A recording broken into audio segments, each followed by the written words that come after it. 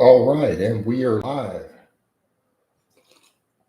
Hey, everybody, it's Jason Blaha here, just sitting here drinking my morning coffee, looking sexy as hell as usual. Welcome over, walk to Poland. How you doing this morning? You're the first one in, man, so keep hammering away. This will get more people in here as soon as they see um, people in here. It kicks it out, man. I hope you're doing good. Let me get these Amazon links and stuff up for the wish list. No one's done anything. It's been over a month since anyone grabbed anything off there. But you know what? I'm going to still put them up because you never know. Morning. Caught it first. I see that, Ryan. Good stuff, man. Good stuff, brother. So we're already getting comments and likes. That's a really good sign. That means it will probably, this will hit people's feeds faster. And if it does that, we're in a good place. We're in a good place. So I'm going to.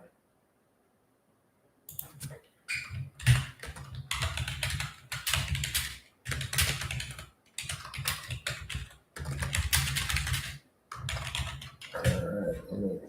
Again, got to put it over in the community tab too.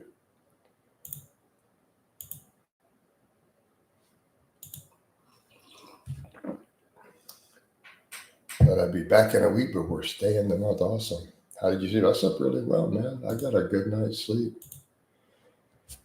Oh, a lot of dreams. I'm taking melatonin again, so the vivid dreams. Oh my gosh. Crazy. Crazy. Put that aside. Good. It was a good sleep. I needed it. The GPP hit a little different yesterday. So then we're going to train today. But yeah, doing all that stuff. Pretty solid. We did jumping, farmer's walks with the handles, did sled work, all for cardio yesterday. I will get some runs in this weekend, though. At least one or two runs. I want to do more and more of that, though. I feel like the shorter runs do a little better for me on recovery. Work more and more on my run times and just get the conditioning up too, right? General physical preparedness while we get our big lifts back up. Right? I'm kind of happy with the layout. I mean, I could argue I could do less in the lifting days and just more GBP, and that'd be good. Didn't sleep good. Aunt Flo's been in town, but yesterday was her day. All right, I'm good, right? Know how that goes, brother. But we already have 3 people in immediately, so this is good. This is good for getting stuff in the flow. Let's see how Facebook does. Facebook's been slow this week in general. I had a great week last week. I even got the whole content monetization bonus last week, and then the traffic dropped, and they raised the ceiling on the bonus. I'm like, are y'all serious? Hard to find a pull-up bar here. Gotta look around me. You can get one of those little cheap ones you can hang in a doorway, but I get it, man. I get it. All right. You do what you can. There's no little local gym, do there, though?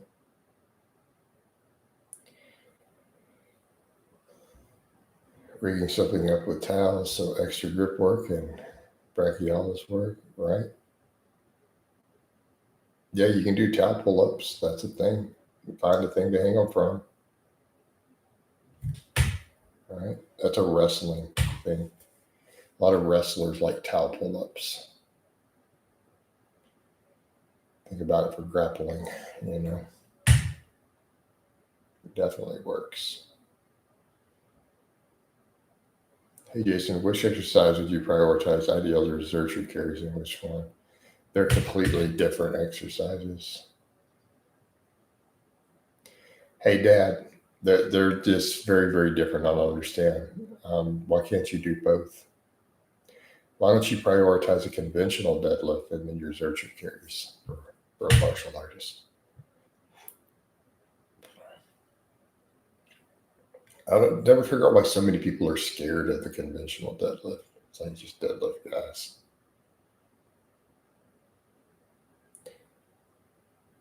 You suck at deadlift. Well, fix your technique. I have videos on it. All right. And if you can't do a regular deadlift with good technique, there's no way you can RDL. All right.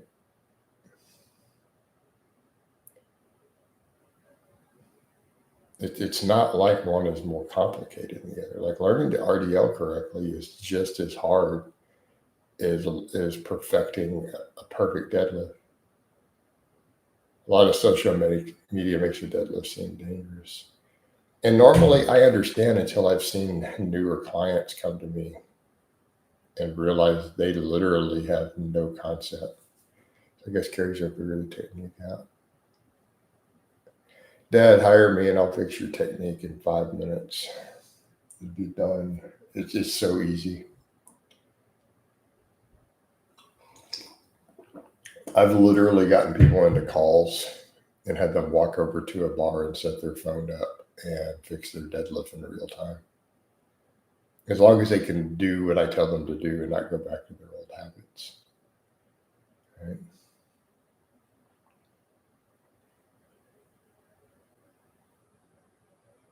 Right. Speaking of squats, I'm doing squats with my wife, but you got her sitting up piggyback.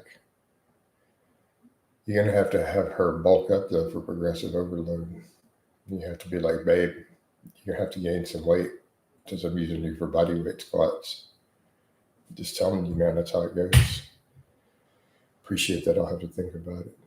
Hey, Jason, how you doing? It's like, I have degenerative disc disease and deadlift pain-free. I do have to be careful and pull in tight. That makes sense.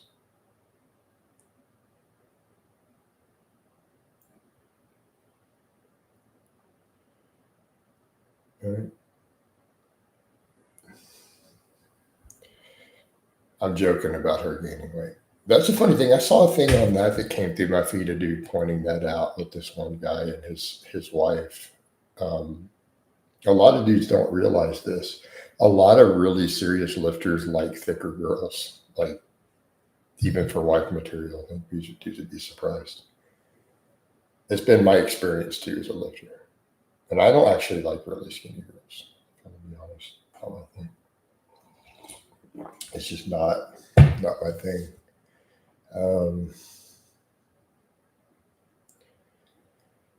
Right, so I have degenerative disease and deadlift pain free. I have to be careful though and pull in tight, right? I mean, Ryan's a client. He deadlifts just fine. No, I'm not necessarily into BBWs, but I appreciate a girl who's a little thicker. You know? I like lifter girls, though. Most girls I date look pretty serious, but they don't have to be ripped. Like, it's not. Really don't care.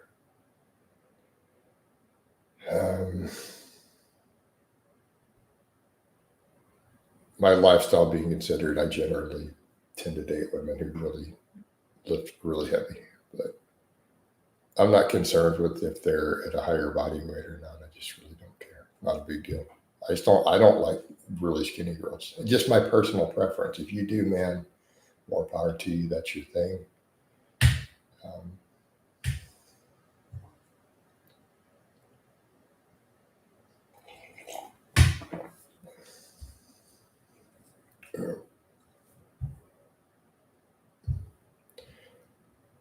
But as far as that question, you'd be surprised how many dudes who are really, really serious lifters like BBWs, as you put it. Happy Friday, Jason. How you doing, Adam? I'm doing good, man. What? No, I'm good, man. I'm not going to try to date psych. I'm good, dude.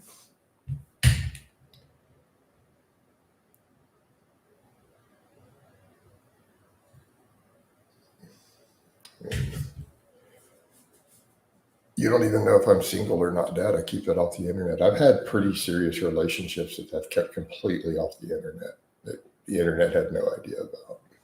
So.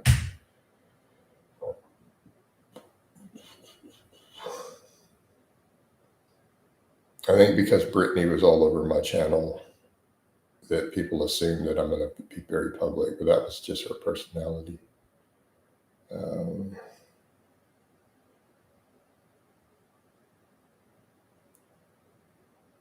Being a writer, what's up? How you doing? Ted's looking swollen, the same height as you. I think he's a little shorter. No, I think Ted's a couple inches shorter than me.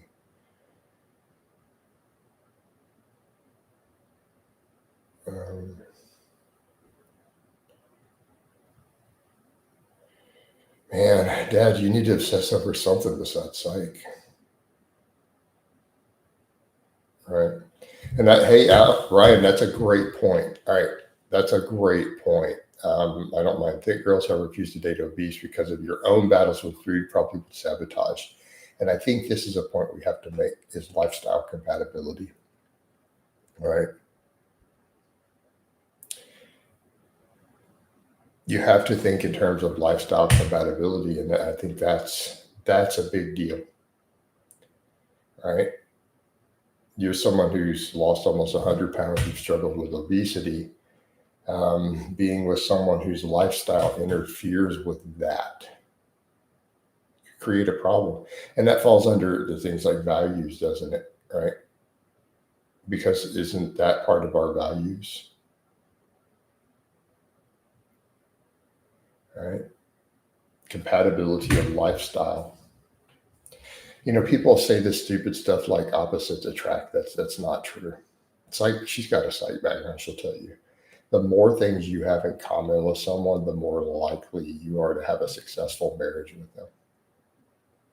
Like literally, the more things you have in common in terms of your entire background and lifestyle, the higher the probability of success. Your back's tightening up. Why is your back tightening up?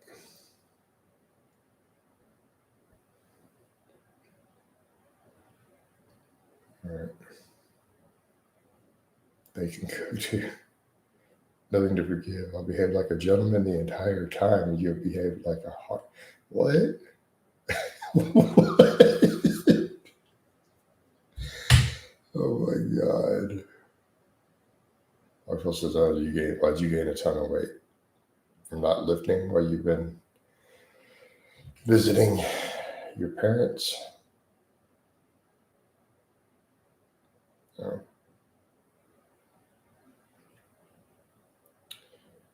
So EJ, why is your back tightening up? Okay, necessarily I know fat people who can't cook and live off fast food. Yeah, exactly, Brian. We know plenty of them. Do we need to keep bringing up the mic thing over and over and over? Do I just need to make a live stream and give my 3-minute thoughts and move on? It would probably be a good title. All right. I can cook, though. I am well noted for that. That didn't help when I was fat, though. Right? I think people forget that with me. Take the crazy internet aside who thinks that I'm still fat. People forget I lost 150 pounds when I was younger, like 25 years ago. But I could cook back then. All right, I could cook back then. But even then, like, look at what I cook today, just my healthy stuff, and I just do it fast. Yeah, so look at like yesterday's meals. But now I used to do my pastas and fajitas and stuff were usually right. So this is yesterday's food. You have an overall figure of chicken and rice. There's nothing special. Like I put up the before and afters when I do the large amounts of chicken. Like I did 11 pounds. Put up the pictures yesterday, I think.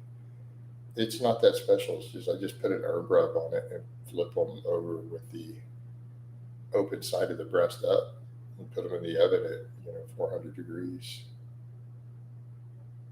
for about an hour. Just go by feel. And you see the roasting trays are on. It's not really a big deal.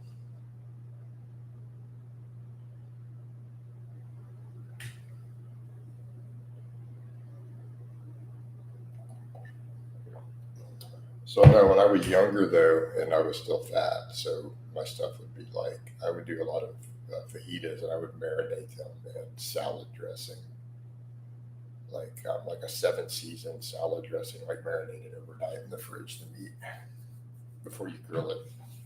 Do it in cast iron, then do all your tortillas and beans and uh,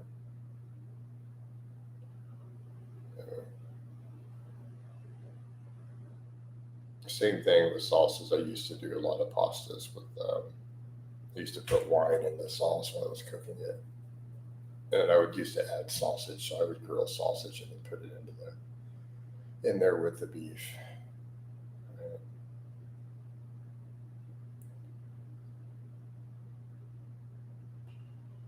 I don't cook with wine anymore because I don't allow alcohol in the house. Have you covered the Mark Sanchez situation? Apparently got drunk and assaulted a delivery driver. He would have been sober. He would still have his broadcasting career. Wow. There we go, man. Sobriety for the win. The reason I don't drink. I'm not a violent drunk. It's just I don't behave myself. Yeah, hit that like button, guys. What's wrong with you? So for me, the drinking, it wasn't just a health, it was a behavior thing. It was a behavior thing. Like I can't behave myself when I drink, and I can't stop at one drink. Like,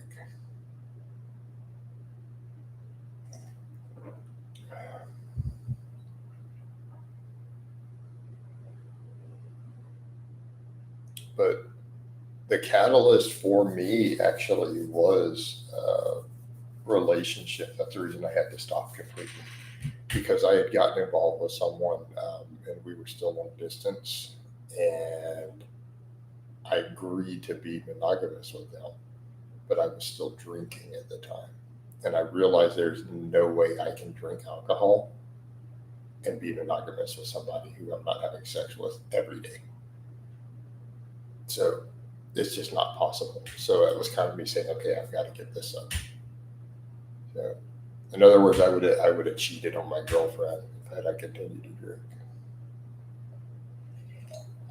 which wasn't an option for me because I had made a promise.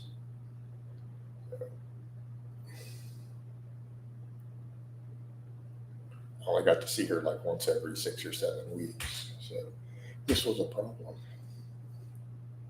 All right, I need to refill my coffee.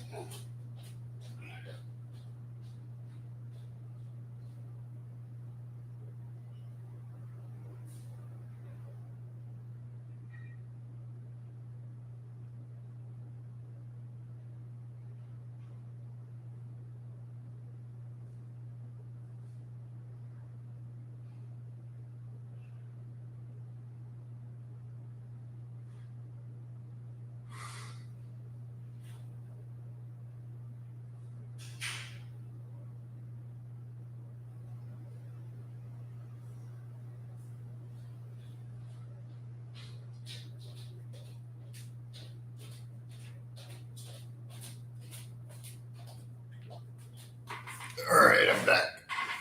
Okay.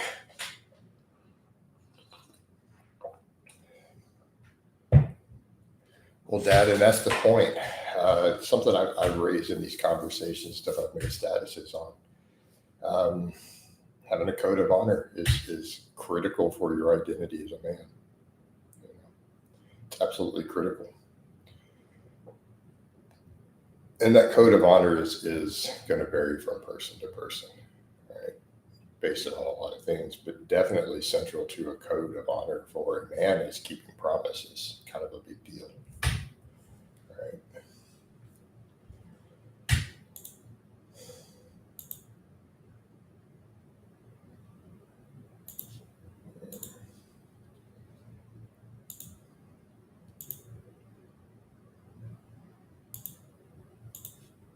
Right.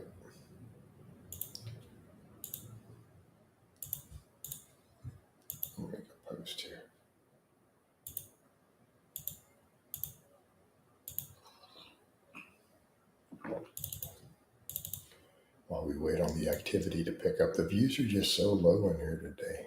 I don't get it. At least the likes are up.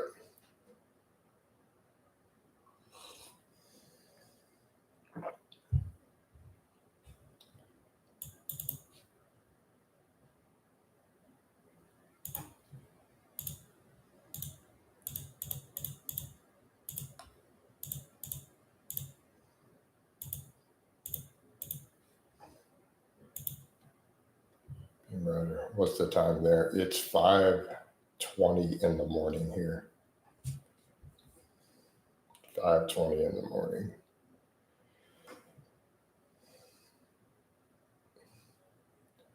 Brian says alcohol gives him ED. Yeah, that's not good. But again, you don't drink, so all good. I'm coming up on 7 years. All right. So February will be 7 years for me since my last drink. Yep. I get a number of Australians here. It's kind of strange. Possible. Go pound for who? Well, we got to see what Beam Rider does, Dad. You don't gotta always just assume everyone's going to get banned. We don't get a lot of bans in the morning. They happen in the afternoon ones. And that's where we'll ban 10 people. But it's the same trolls. Like, I don't think people understand that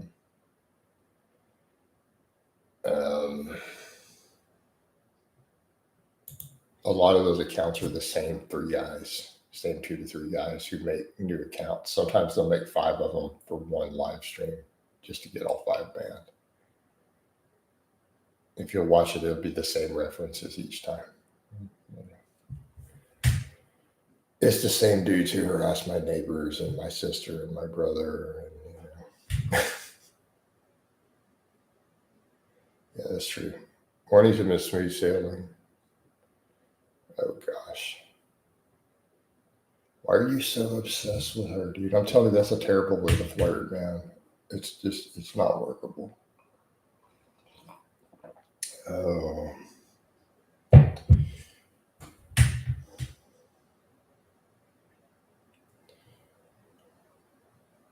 Yeah, it doesn't work.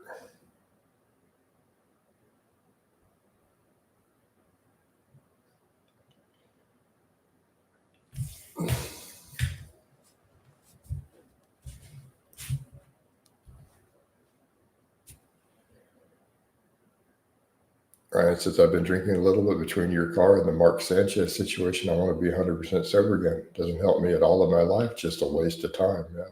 It hurts our health. I mean, have you seen the newest dementia data? I mean, we already knew over a year ago, all that cancer data from around the world showed that one drink a month is enough to increase cancer risks. Now we have the one that any drinking, even moderation, increases dementia rates. You know, like the list just keeps stacking up. We're drinking a literal poison, an addictive poison. And I mean, I thought it was crazy. I made a post of some of that, and someone said alcohol is not actually a poison. And I'm like, I hope that you're kidding. It's quite a strange response. I'm like, you're going to fail biology then. This is not hyperbole. It isn't an exaggeration. It is biologically and medically a poison. Yeah, serious. Very strange. But yeah, we come down to the other end of it, you know. My grandma got early onset dementia in her 60s, terribly. I watched my grandfather deteriorate with Alzheimer's. So I think about a lot of these things in terms of my own lifestyle of just preventing Alzheimer's, you know, because he was a mentor to me. Like, so my dad worked on the road a lot. We moved in a few doors down, like on the same street as them. And we were there about 6 or 7 years. And I was like 7 years old when we did that. Actually, a little longer. So 7 years. And he had just retired. So my grandpa was like a mentor to me. And, you know, watching the Alzheimer's Watching him deteriorate was tough. And they put him in a home a month before my mother died. And I had to be the one to go tell him because he wouldn't talk to anybody else. Right? He wouldn't talk to either of my aunts at all. And I used to go see him until he forgot my name, and then I couldn't do it anymore. Like when he didn't know who I was, I'm like, yeah, he's gone. He was gone for me at that point. And maybe to some people that sounds terrible, but I had to drive. It was a good distance. It was like an hour drive to go see him. And when he couldn't remember me anymore, I'm like, I'm not doing this. He had no idea who I was at a certain point. And I knew it was getting bad when I went there with Anna, who she's my first wife. She's passed away, but I went in there with him and with her because she used to go with me. And I go in there and he sees her. He goes, "Little Annie," and he runs over and hugs her when we go to see him. And then he looks at me, just like really strange look, and he's like, "Who are you again?" And I had to remind him who I was on that one, but he knew my wife. It was very strange watching Alzheimer's. And then the next visit he couldn't remember me at all.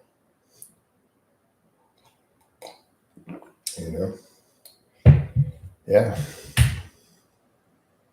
So that kind of stayed with me. So I do think about these things in terms of, our health and lifestyle choices and things like dementia, right?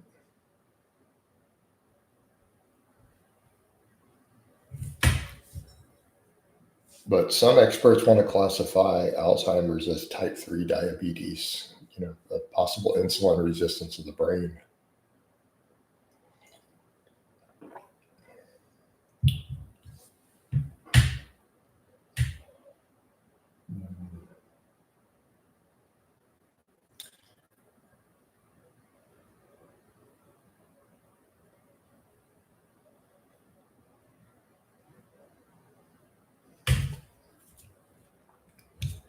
Stuff that we have to take seriously. Again, this is why I remind people holistic fitness, being well-rounded.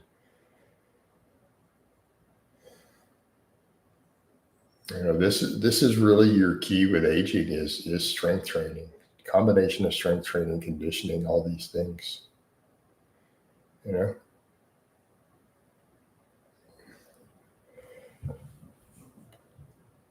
Sundown Productions. Tips on getting around low back tendon overuse. Conveniently, it started when I was time to go on vacation for the next 3 weeks. Currently running conjugate and rotating different. Good mornings. You have a reverse hyper, high rep band. High rep band. Good mornings will help. Hey, Beam, he singles people out. He argues with Psych all the time and calls her a harlot and all this stuff. And she's just pretty chill about it. So he's just kind of goes in at people. Tell them, hit the like button sometime. You came in here, we didn't see the likes go up. Come on, the likes are what get us views as we get into this stream. But if you don't have a reverse hyper, I would work on really high rep banded good mornings just to get blood flow to the tendons. Because you have to also remember the fact that our lower back is primarily connective tissue. Like the erectors themselves are not as much muscle as you would think. So it's largely connective tissue, which also means that it has low blood flow to it because tendons simply don't have the same, capillary beds and everything. Okay. So some high rep stuff for the low back can go a long way. But yeah, definitely in that case, you've already got a reverse hyper, high rep banded good mornings. Main thing is getting blood flow to that area. All right. And always make sure your hamstrings are strong. All right.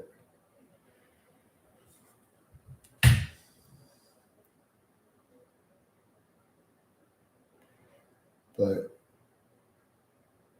we all know Dad's a troll, but I let him stay because, I'm only concerned with the truly malicious trolls who attack me, basically, or crazy stalker stuff. All right.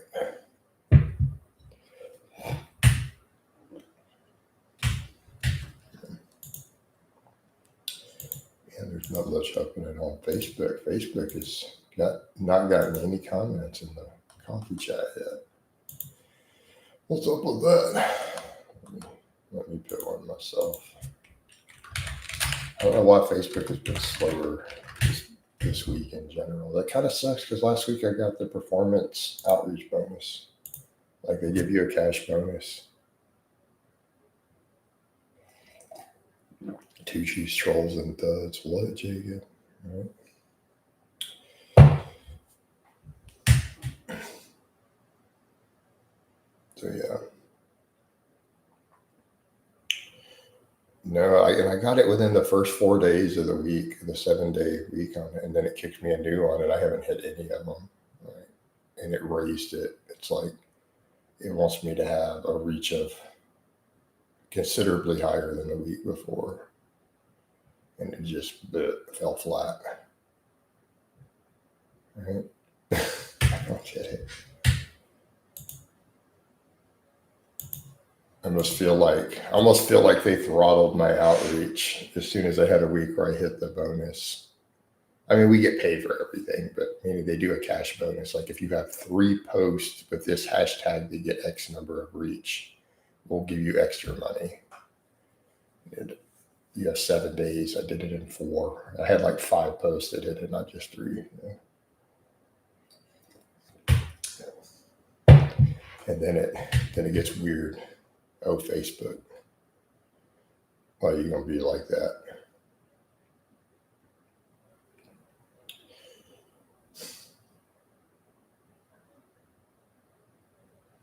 Of course, almost no one in here is American, so they don't understand the current big situation with the National Guard.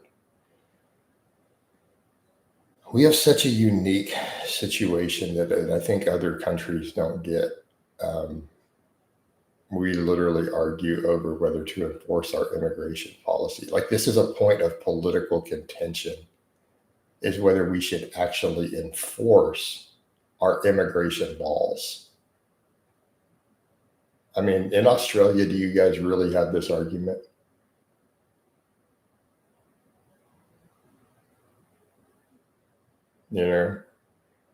Hey, these are the laws we've written for you to immigrate. Do we enforce them or not? And having an entire political party that opposes enforcing the laws that they helped write.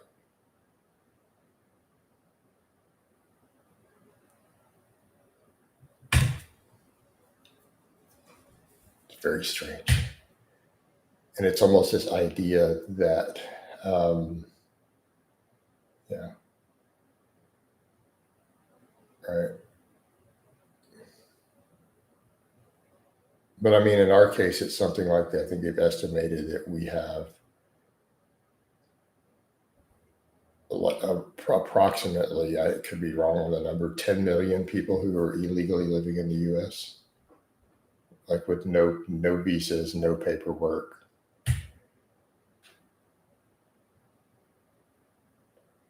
Right. Yeah.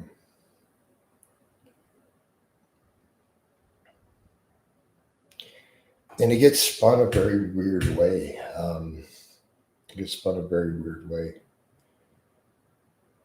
Like there's this strange assumption the other side has that it is an ethnicity or a race thing, and it's not. Because, for example, where I live here in Texas, most Hispanic people I know are against illegal immigration. So it's like it's claiming that they're racist against their own people if you take that position. Because Texas is majority Hispanic. That's the largest ethnicity here. I guess people don't realize that.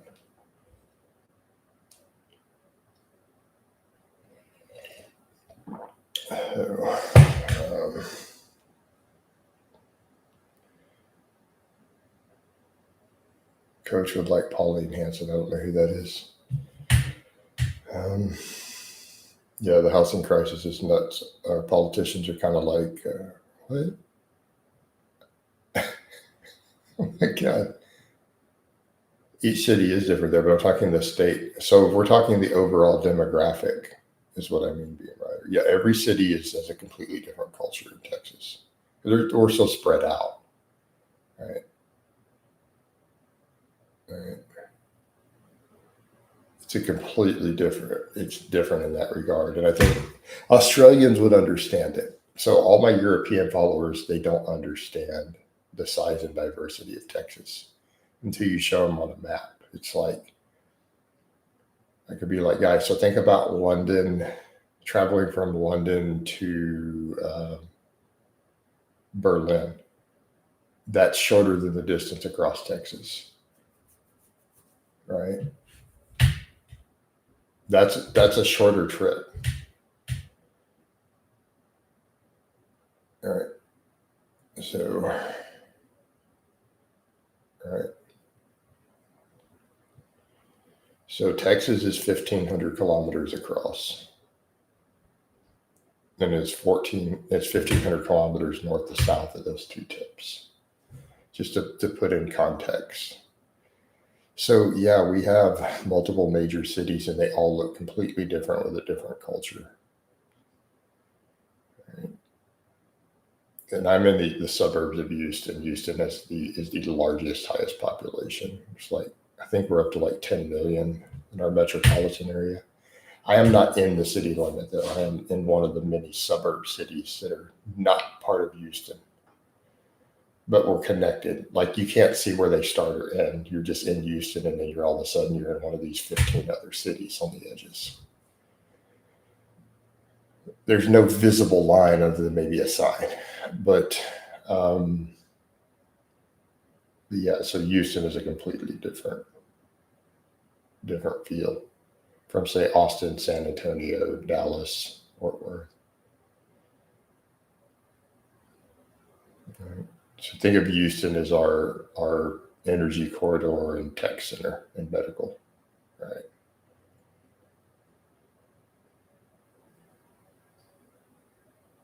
So Houston is an enormous engineering and technology base, and it has the leading heart center in the world. So medically, so Houston is where people come to the U.S. from abroad to get surgeries, like wealthy people. Hey, Coach, what do you think is better, Lord of the Rings or Harry Potter? Is this even a debate? How are you going to compare the Lord of the Rings series with the kids' book? Harry Potter's okay, right? Yeah, I know I prefer Lord of the Rings. Right.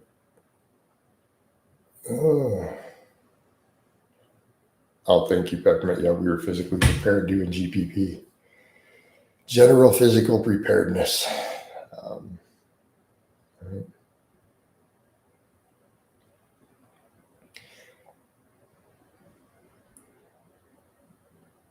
So I don't dislike Harry Potter, but let's be realistic. Lord of the Rings is simply better.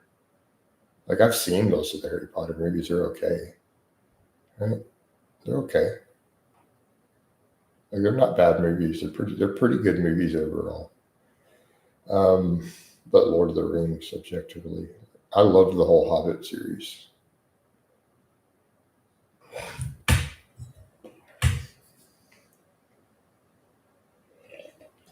Those books are so yeah, you're not. I like both, Peppermint. I actually like both, but if I'm going to pick, Lord of the Rings is considerably better.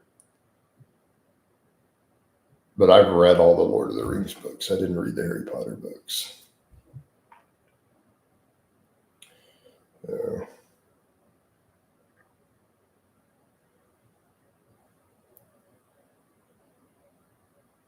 he was a Texan. Vigo is a good horse movie in Hidalgo. I don't think I've seen that one.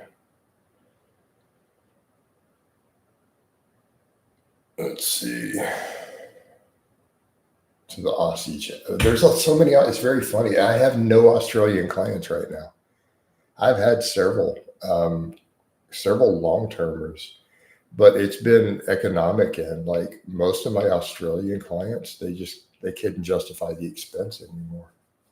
And one of them, I was giving him a discount for a while, and he still dropped. Um, you know, so I guess your economy is completely shot there right now. Yeah. You know, and I had him a couple of years. Like I had him over 2 years. Waylon Smithers, good morning. Good morning to you. It's tight here, right? Let me do this here too. I feel like it's slowly picking up. But even then, the economy here never recovered fully from the lockdowns and everything else.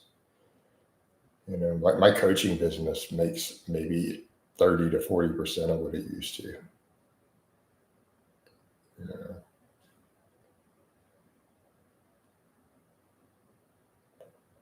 $1 can buy a 4-bedroom house in here. You got me beat. I'm in a 3-bedroom. Could outgrill us probably. But I'm also from Texas. Hey, Waylon, I'm a hair under. But yeah, honestly, I'm actually not. I have it for 2 years. I've been under 6 figures the last 2 years. I don't know why people haven't figured that out. I mean, not by much, but unfortunately.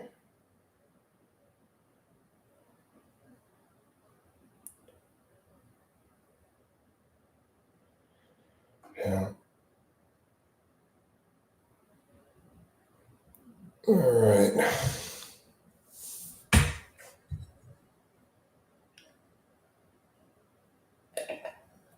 But if everything will hit again, I'll be in a good place. Because here's the funny thing, I have a whole extra income stream. So, you know, my Facebook has actually done really well some years, and I didn't have the Facebook when I first cracked that. All right. Because my YouTube itself has never made huge money. All right. Like my coaching has been substantially better than YouTube. So, full disclaimer, like the most money my YouTube has ever made in a single year off ad revenue, meaning what they paid me, was $58,000 was the most I've ever made. Peppermint, I will definitely have to check it out. Peppermint's the type of guy to run into a platform while thinking it will land him what in Harry Potter world. What? Who are you voting on Capals for, Dad?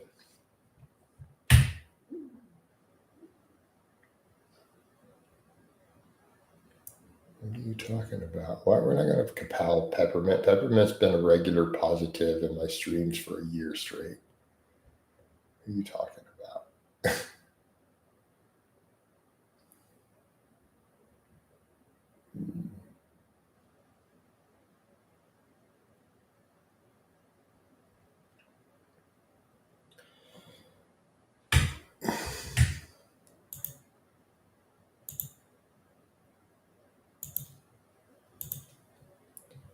So you call outs again. Yeah, but here's the thing. Now I'm just going to do current events, Waylon. That's helping, honestly, real current events. The problem is I would have to watch YouTube fitness in order to do call outs. And I would pretty much rather just eat a bullet than literally watch YouTube fitness every day. My life would not be worth living. I would lose training knowledge just watching these fucking morons. I would lose points to my IQ, and I would literally lose knowledge of training just watching this stupidity. Like I would absorb it through osmosis, so it wouldn't be worth it.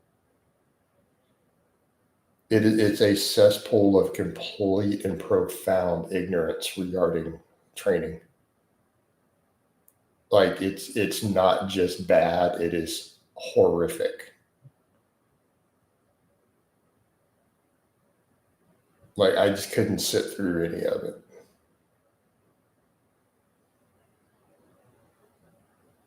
All right.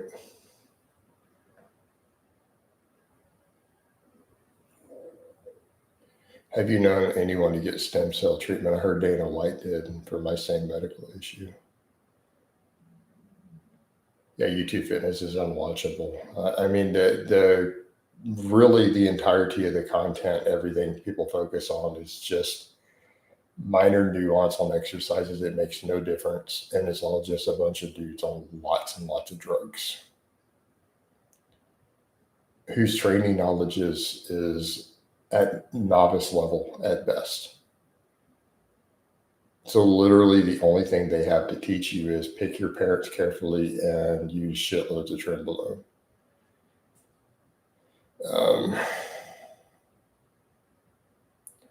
I haven't watched any of that with Solomon Nelson.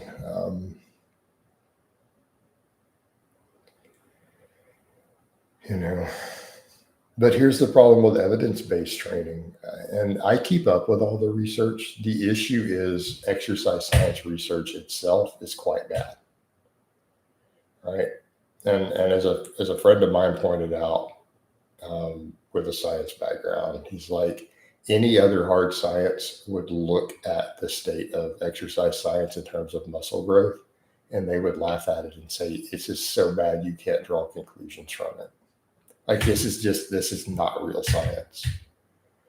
And therein lay the biggest problem. I mean, I keep up with it, but the problem is you can't build your routines off of what they put out, because before long you're going to be looking at Dr. Brad's craziness.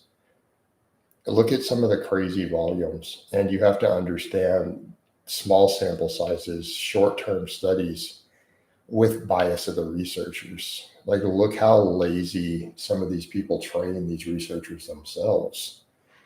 Like Dr. Brad trains lazy.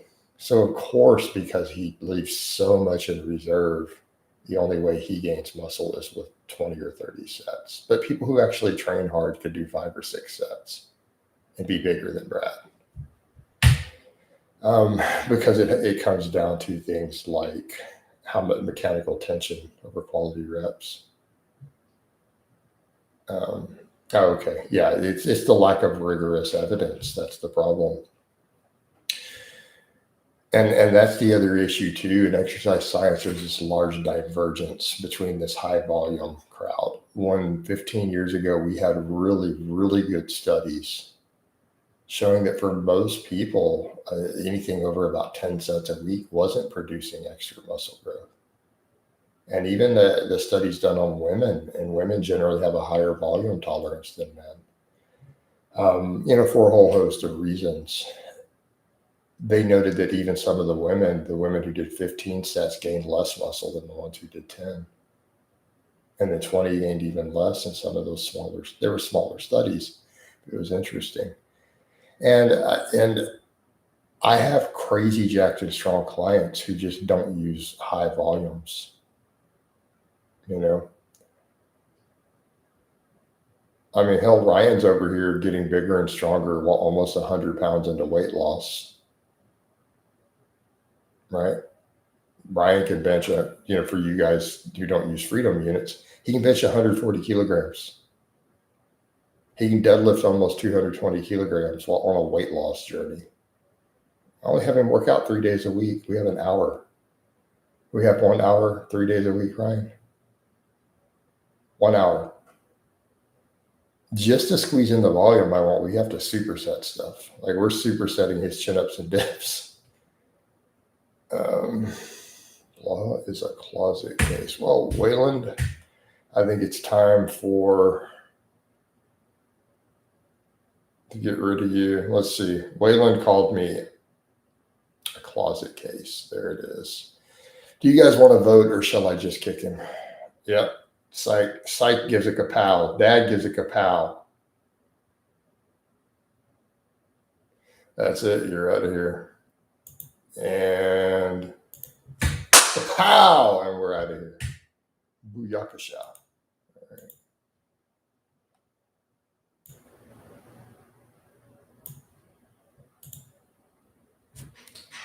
Now he goes, what are rates on 1 hour? What are rates on 1 hour, 3 day a week? What do you mean, Jacob? I mean, my coaching is all given as templates and feedback. Like it's not like I charge a different amount for a 3 day template versus a 4. All right. So coaching is $250 a month. But I don't know, man. Yeah, sorry, Wayland. I hate to be the bearer of bad news, but pay rates do you charge? No, I don't. Oh, for just video calls? Like if you just want non-client video calls, they're $100 an hour. I just did one yesterday, actually, from the live streams. I dropped it on to go over your programming or nutrition stuff or whatever it is that you need. Yeah, so they're $100.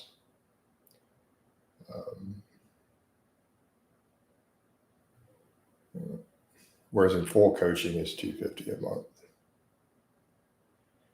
Dude's like, yo, closet case. I'm like, well, here's my problem with that. I just can't get turned on by a dude Terry butt. And I enjoy eating the pink taco way too much to be gay. I don't know. I don't think I could do it. So, all right, guys. No, I mean, I do these whenever I'm waking up. Not a big deal. Could be a troll. What? Well, there's plenty of trolls, Jacob. Like Dad's a troll, but he's not a malicious troll. He's kind of funny, so I let him stay. I mean, he's obviously a troll, but let him stay. I need to get coffee.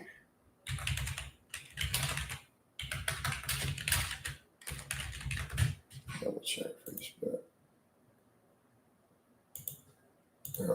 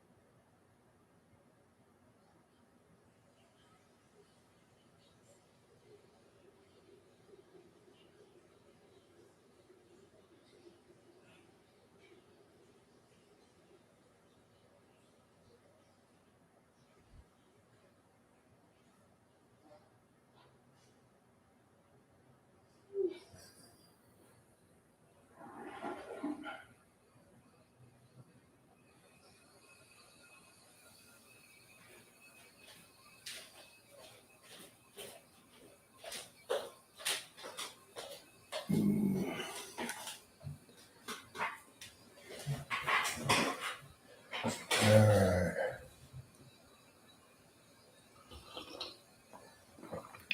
Ralph. What do we got going on here? Ralph, I can already tell you're a troll. Let's just get rid of him. Kapow! And he's out of here. All right. But yeah, I appreciate the feedback there, Ryan, on the coaching. All right.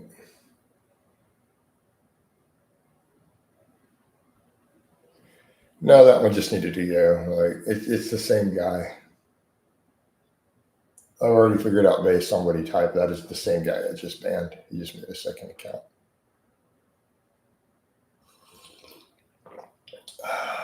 So you've already voted him off. I've been doing this a while. I can spot when it's the same person who just made a new account. It's not hard to figure out.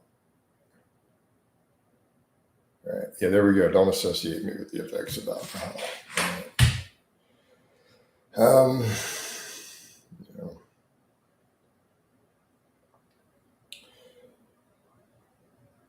don't know. We have these interesting debates, though, when it comes to evidence of training.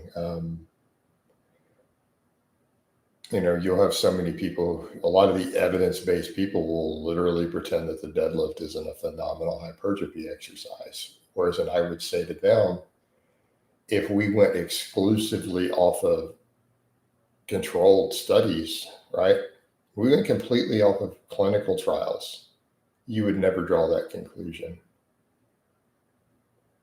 That's one of our biggest problems, is that the evidence-based crowd is prone to laziness. They're just flat lazy as lifters, unfortunately. Well, there are exceptions, but I mean, that's a rather strange take to me. Not just because I'm biased towards the deadlift. It happens to be my favorite exercise, and I'm very good at it. I still have an elite deadlift well up into my 40s. Like my numbers as a master's would still qualify as an elite deadlift in the open. But the fact is, if you look only at studies, you would never draw that conclusion. Right? If you went purely off of evidence only, right? You set aside all opinion and you looked at only studies that looked at either muscle activation or hypertrophy from a conventional deadlift, you would conclude it's an amazing hypertrophy exercise.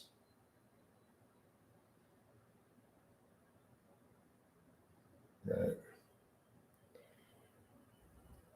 Maggie, did you make yet another account? It's the same person.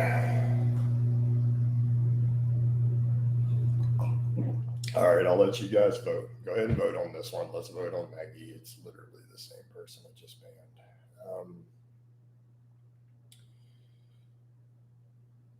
All right. So Dad and the boys gives a kapow. EJ, you want a kapow? Anybody?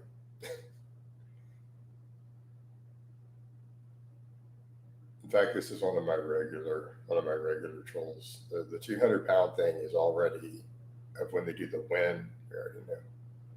Let's see that. It's kapow. We got to vote in. Let's get rid of them. And we get a little bit of shake and bake. Kapow! You're out of here. I don't like to do the kapows loud in the morning. I do them loud in the afternoon. I'll turn the mic back up. So the issue is they'll do stuff like that, and it's like, okay, so you have no studies anywhere that would indicate it's not great for hypertrophy. The very few studies that did look at it found it produced extremely robust hypertrophy. In fact, if you only look at the only comparative studies, it has caused the most hypertrophy.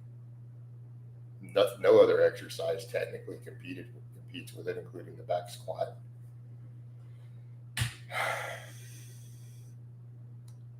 When actual hypertrophy is measured through the whole body with MRI. You have multiple Mr. Olympias who praised the deadlift as professional bodybuilders for generations. And yet, for some reason, the evidence-based world, including Dr. Mike, and ironically, even Lyle, feel that it's a terrible hypertrophy exercise. Yet, where's the evidence? Hey, Yana, I need you, because of changes in nomenclature, I need you to define a hack squat. I need you to specify. Dr. Mike is on drugs. Well, Mike uses way too much insulin. Okay, the machine hack squat. It's a good leg exercise, but it is not a good full body exercise. Like a squat is going to destroy it. A back squat is simply going to be a superior exercise. And unless your goal is specifically to try to isolate quads, glutes, and adductors more, in which case the hack squat machine is a pretty good exercise, right?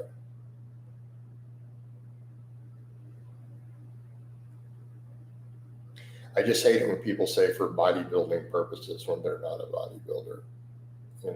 I always remind guys, You're trying to become a pro bodybuilder. That's what a bodybuilder is, right? You're competing in bodybuilding on a stage.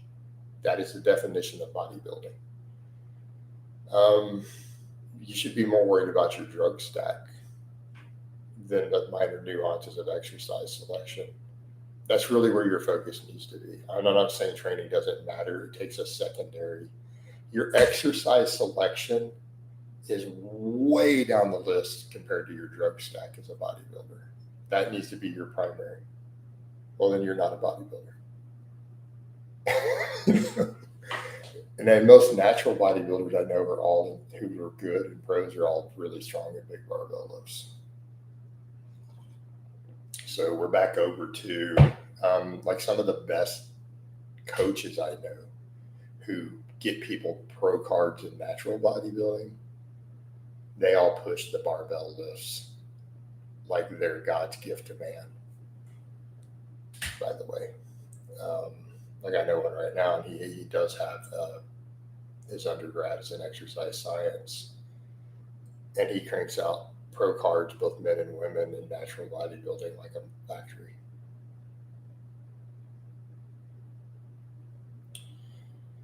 And yet he's all, you have to get strong with the squat, bench, deadlift, and pull up. You have to. He makes his people do it. So just keep that in mind. But I don't dislike the hack squat. I think hack squats are pretty good, actually, as far as machines go. I think it has the advantage over the leg press in that you don't have to stack a ton of plates on. So even for me, I tried one out a while back. Like I can get a good work set on the big 45-degree hack squats, the heavy ones. I can put 3 plates aside on and actually get a really good work set from it. I can't do that with a leg press. Dude, I got to have 1,000 pounds on a leg press for 20 reps to even feel hard.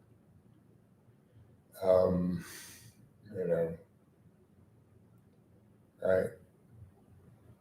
But literally throw 300 pounds on a hack squat machine, and it's like, man, 12 reps is tough.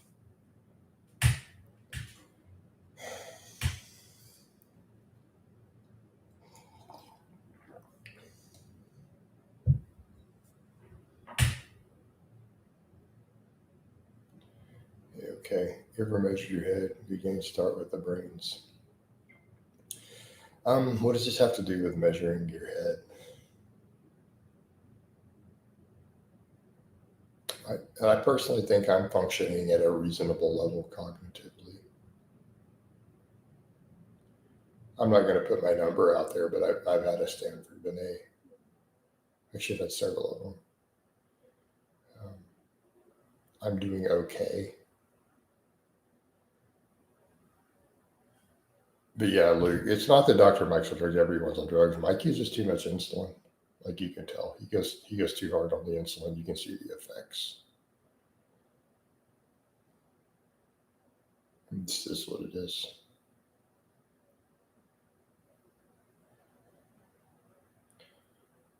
The 2 comments weren't combined, but I can see where you would think that. Right? Well, I mean, it was the only 2 comments that you made. Hey, Coach, have you checked out Endless? No desire to check it out, Dad. I don't got time. At this point, I just discount training advice about exercise selection from guys who are definitely enhanced, right? It becomes problematic.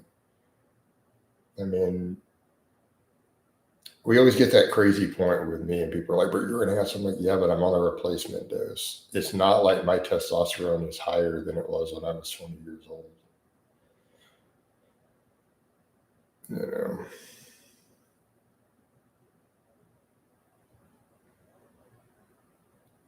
But I'm not against gear. It's simply I don't want the health risk at this point. If there were no health risk, I'd be on a grandma test without even giving it a second thought. I wouldn't even have to think twice.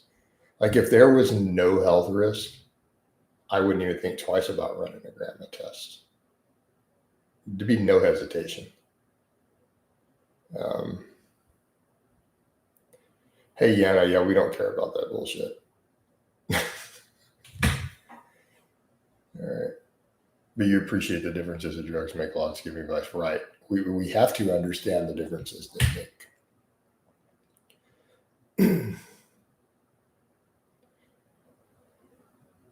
And I feel like I covered that in a lot of detail in that pump video a day or so ago about how the pump itself doesn't cause growth. And I even addressed that point with pro bodybuilders. Good morning, veins. Can't really see much veins yet. Sun's not up. Yeah. And we have to understand that context with the pump work and transient storage factors. Right.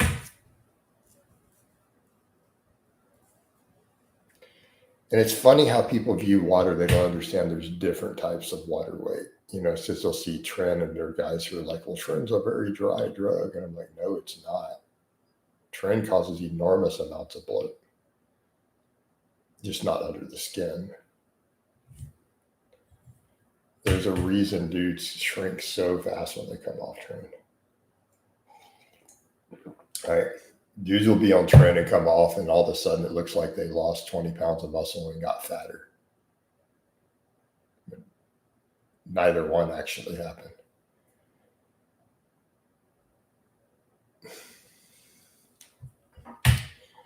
So yes, when you're using drugs that cause enormous amounts of glycogen storage in your muscle tissue, and pump work seems to work really, really, really well because you're training that same response that the drugs temporarily give, right? Of course, it works really well.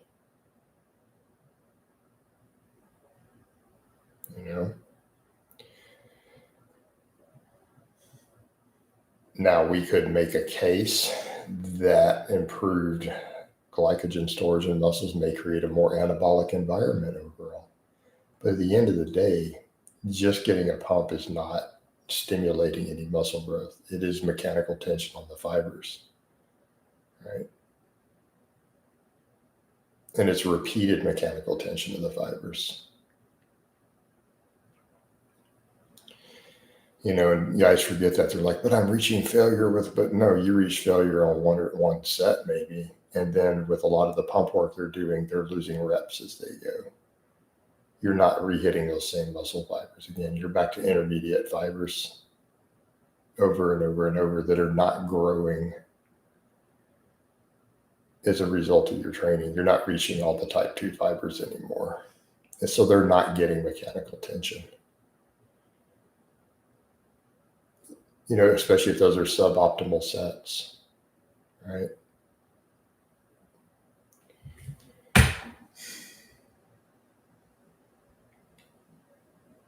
Yeah.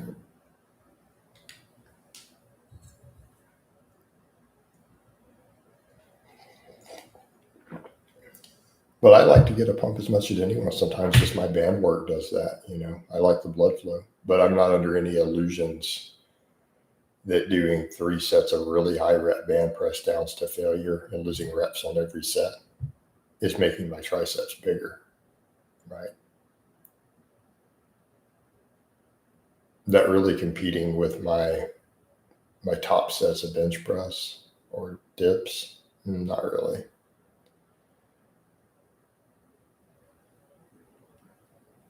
That are taken to actual failure or 1 rep away. No, I'm not jogging today. It's going to be a really serious training day. I'll do sled work after.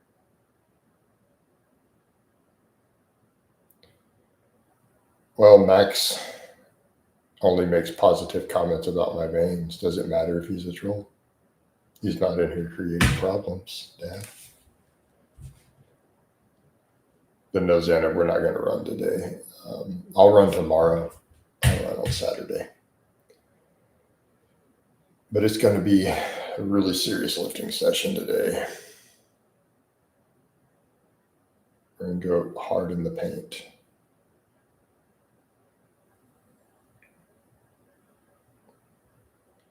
But it's really just a normal day for me. Training is not hard. It's funny I say that like Luke, you'll laugh. You're a regular. You watch all my training. I say that and then people see what I actually do and realize my age, and they're like, "Oh, you mean training's not hard?" Like, it's not. You just do it. I had someone say that, and I was like, "This is just a lightweight set." They're like, "Yeah, your lightweight is a lot of gym bros like goal to reach one day for one rep. Your 12 rep sets." Like, what? I guess I did that on that rows because I'm doing strict rows with 225 for sets of 12.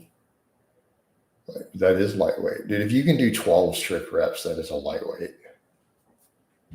I don't care what the exercise is. When it gets cold, I don't know. Yeah, that's a good question. I suppose I'll cross that bridge when I come to it. Maybe not. We could make the case for just toughening up a little bit, sucking it up. Is it really the end of the world if my little delicate dainty feetsies get a little cold? All right. How big am I? I weigh 209 to 210 right now.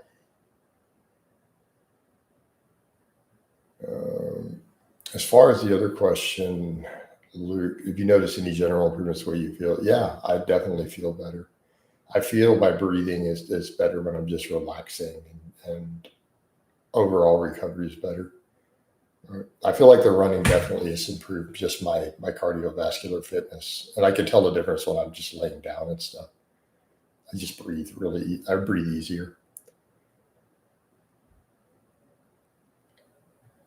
Um, it's hard to say if anything affects my appetite. I'm a bottomless pit. The hardest part is training inconsistency. Yeah, but once it becomes habit, Michael, then it's not a big deal. Right? I mean, look, I eat all whole foods and I do intermittent fasting just to keep the appetite in check. I mean, like my breakfast, that first meal, I have a big protein shake first right now, and then I wait a bit to do break the rest. So the shake is just because I've usually trained. So I'm trying to do that now shortly after. Um, but even my first meal is brown rice, 3 omega 3 eggs. I put like a pound of chicken breast on that, right? At least half of it. I do the small avocado, so one whole avocado goes on there, and then some peppers. Like that's just like my breakfast, um, and that's all super whole foods. There's like 150 grams of protein in my first meal,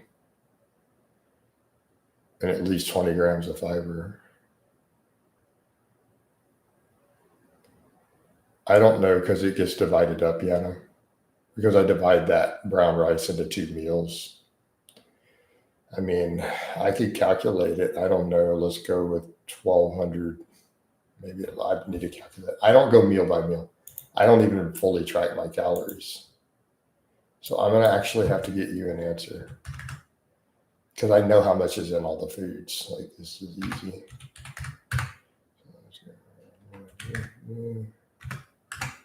About 1,500 calories.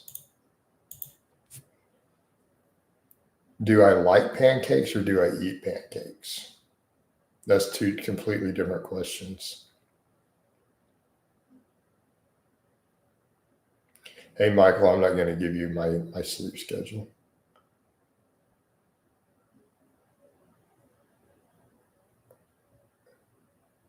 Because when that happened one time, trolls literally started sending delivery drivers to my door at my bedtime. So can we not? All right. It affects you in no way to know when I go to bed. All right. Is of no value to you to know this. Is not helpful to your life. I will tell you that you need a minimum of 8 hours of sleep to be optimal, though, if you're training. So, Yana, to answer your question, I love pancakes. I haven't had them in years. Is that a fair answer? No, I'm not going to set an example, but my personal life itself needs to stay more and more. And asking when someone goes to bed, we're into the nuances of their personal life, right?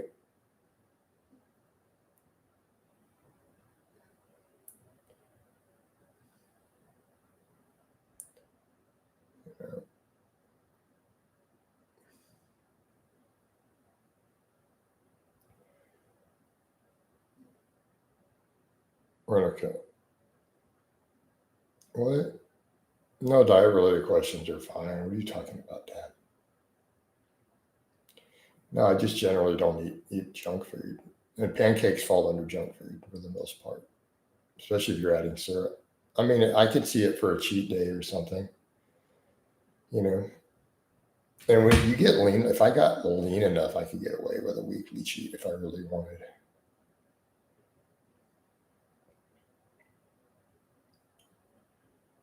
The problem is that my cheat days tend to be epic, because I'm, again, bottomless pit.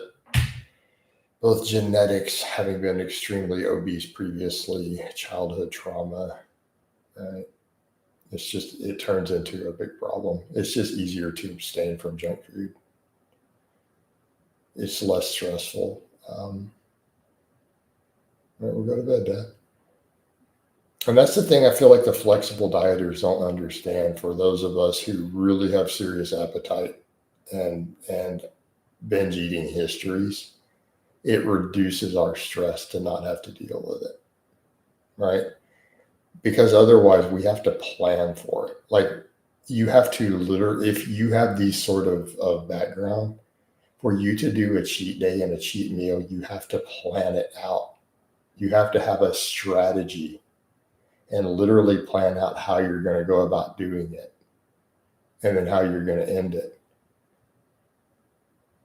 so that it doesn't turn into a week-long binge where you gain 20 pounds. So therein lay the problem with it. Right? If you're literally at that level, that's creating stress when you could just simply not eat the junk food and the whole problem goes away. It's actually much less stressful.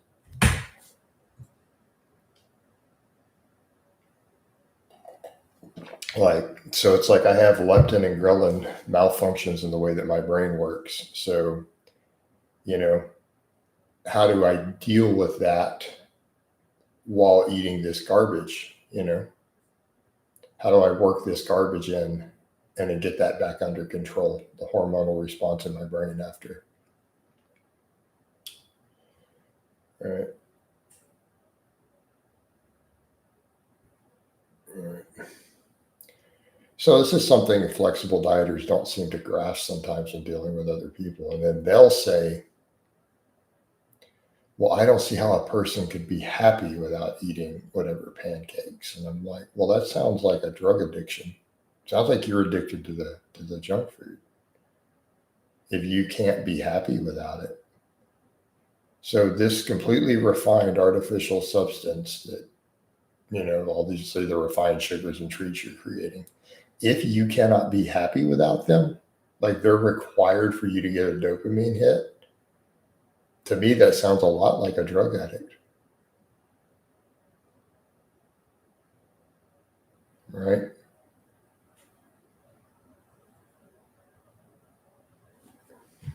Just saying.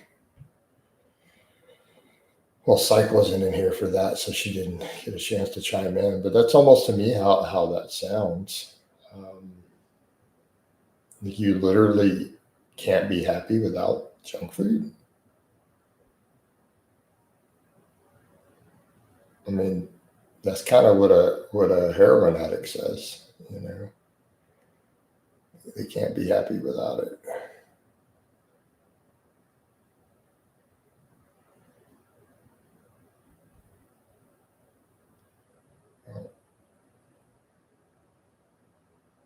Yeah, you crave clean foods, because then think about how you feel after you eat it physically. Sometimes, like, and your body's not used to it. Like, I know someone who only eats clean, and she said anytime she eats junk food of any type, she gets explosive diarrhea because her body isn't used to it.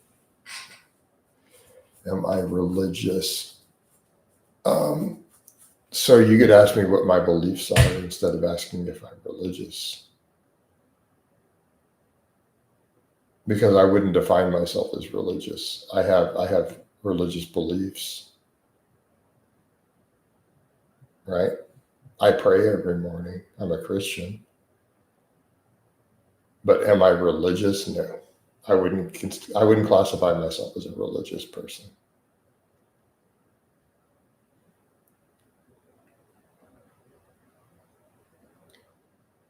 Well, by default, given that I'm a Christian, I would kind of have to believe in a higher power, kind of by default.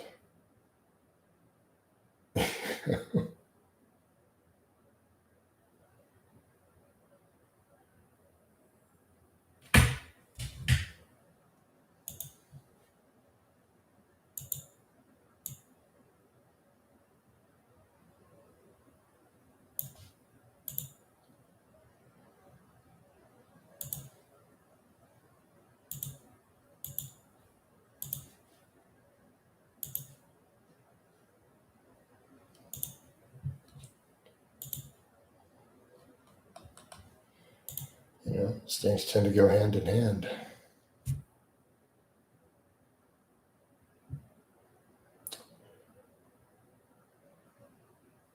All right. What else we got in here? It's been a little bit of a slow coffee chat, but that's okay.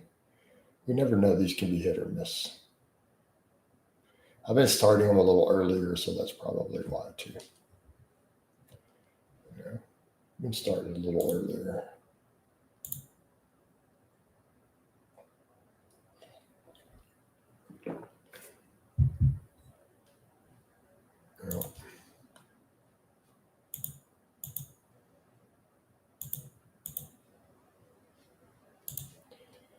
The crappy thing about being a novice, from my point of view, is most junk food is high carbs and trying to gain weight, so junk food fills them carbs easily. And it seems kind of silly. You can't find carbohydrates.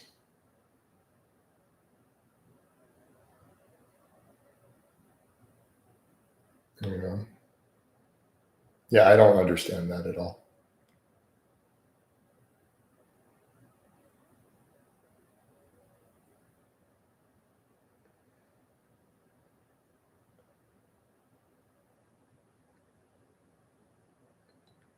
All right. So for me as a coach, you see the look on my face, right? I was about to say, why don't you just do what every athlete on the face of the earth does and eat white rice?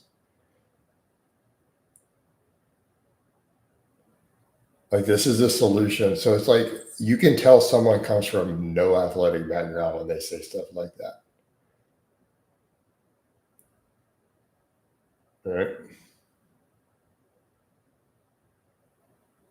What do you mean? Rice? I never told you to eat butter. Let me be very clear, Max. I am extremely anti-butter. I think butter should be illegal to give to people as food almost. Now, that being said, what do you mean? Add sauces to your rice. What do you mean it gets boring? My God.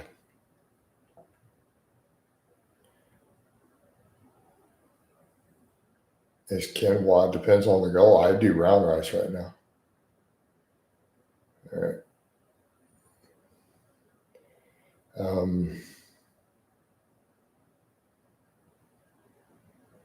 Well, Renegade, no, quinoa would not be better than white rice because in the case of people who are not able to get enough calories in to fuel their training and even their slow weight gain, if they're having to resort to junk food to get their carbs, then quinoa would be the worst, a horrible choice.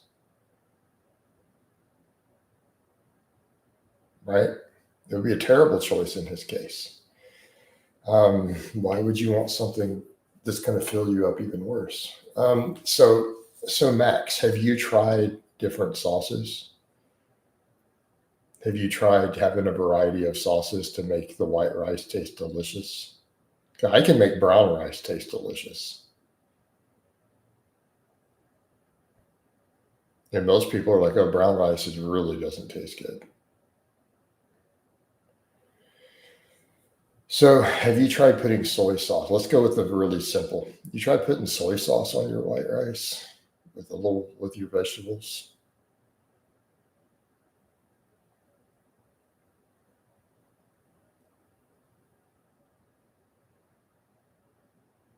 Okay. Then failing that, you can do spicier sauces on it, right?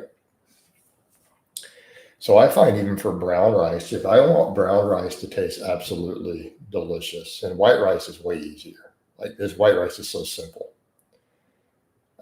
So for the guys who struggle with getting sufficient carbohydrate, white rice is the worldwide solution. Every sport on earth knows this. Let's be clear, the white rice fuels the Olympic Games. So if you're unaware. So, right, that is probably the fuel source of the Olympic Games in general. Probably the number one calorie source out of all those athletes you see up there throughout the year. White rice is probably the single highest calorie source across the board if you were to just take a full cross section of them. So the sports world has known this forever, right? Only bodybuilding types in America who did no sports who seem to be unaware.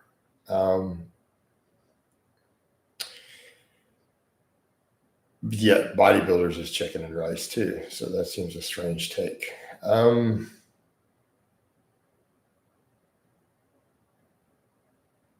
Right.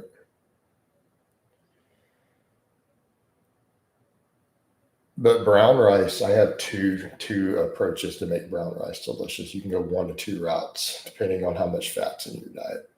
So soy sauce with your brown rice, and then I either can do it with a raw honey over it, or I'll use a guacamole sauce if I want a little higher fat.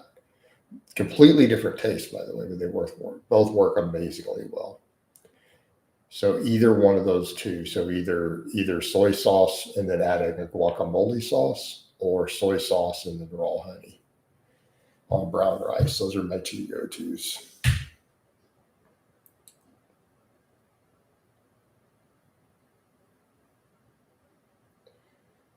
Unless I just want to eat it dry and plain, which sometimes I've been known to do that. White rice is super easy. Sauces absolutely work. Hey, Max, so you're struggling with the consistency. Why do you need to add rice and grits? Do you see the problem? Like, this is super simple. Like, you just made this way more complicated than you need to. If you're struggling and you've been eating junk food to get your carbs and calories, your solution is to replace all the junk food with white rice, all of it. Easy mode solution, and just spice it up. A little bit of sauces, and you can rotate through different ones if you get bored with one. And you can go to all sorts of extremes on the flavors. Yeah.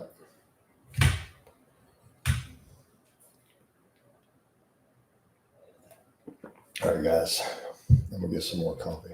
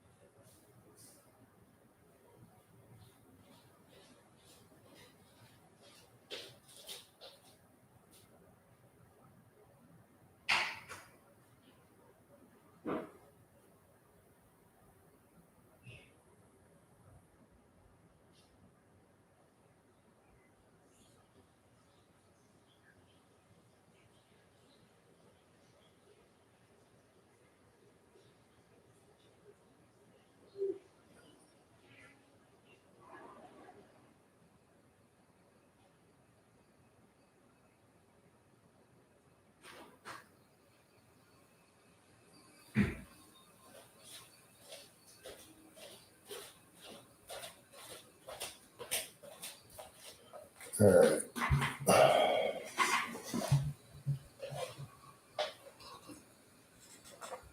I always lose viewers when I go refill the coffee. All right.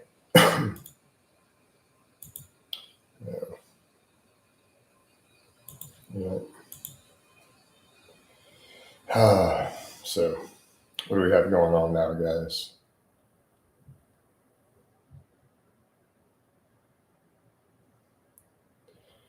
Do I think coffee has any negative side effects? Man, this comes up over and over and over.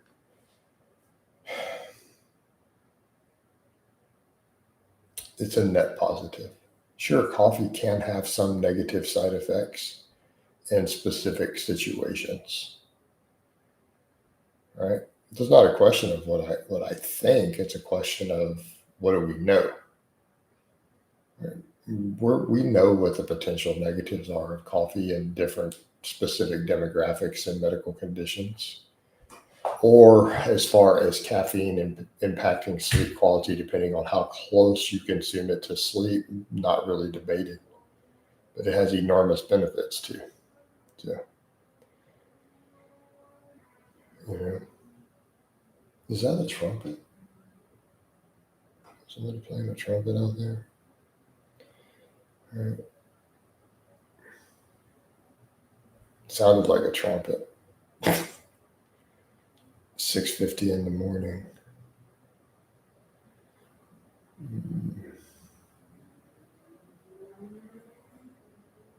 Or is that a motorcycle? Do you ever feel addicted to coffee? Obviously. I don't know. It could have been a motorcycle too. Could have been a crotch rocket.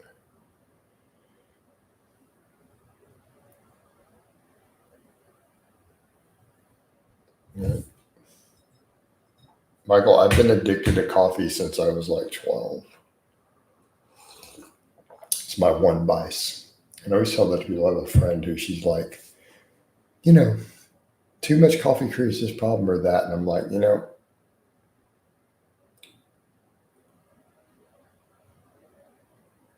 don't drink alcohol. I don't eat junk food. I don't partake in recreational drugs, including cannabis. I'm not giving up my coffee. That's my one little vice. And I always tell people they can eat a giant bag of dicks if they think that they're gonna take my coffee away. That's how I feel. Plus, it has health benefits. I just do black coffee. I mean, I put up pictures. So, Michael, you don't follow me on social media. You don't follow my Facebook or my Instagram. I show coffees and what I do and my food and right. If you just followed me on social medias, then you would already know all this. I'm doing a Pete's French roast right now. Pete's coffee. I also have an Amazon wish list link at the top. You guys can buy coffee for me. Of course, on other platforms. Yeah. I don't do anything unique to YouTube. So I'm streaming in other places right now too. This is not a unique platform for me. Which is why when people say you could cover stuff in the YouTube world, I'm like, because my people don't care on my other platforms. I wasted a whole video.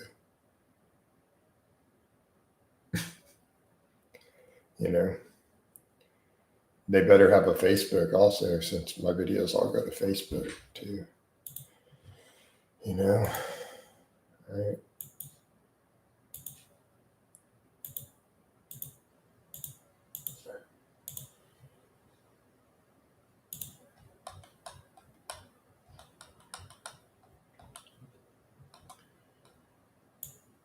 Mm-hmm.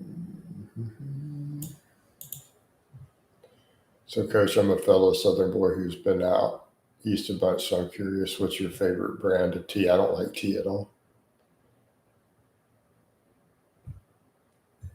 I don't like tea, just straight up.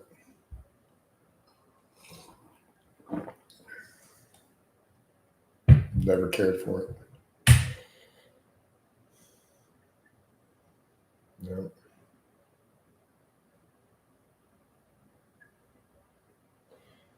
We all have our tastes. I don't like venison. I always gave it away. Anytime I used to deer hunt, I gave the meat away. I don't like it. Right?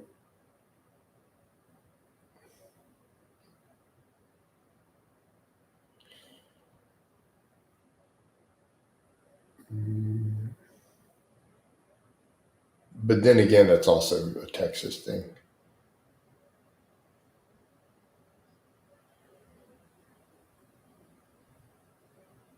Think about that for a moment of why venison from Texas might not always taste particularly good from a practical perspective. Especially if you've got a very strong sense of taste like I do.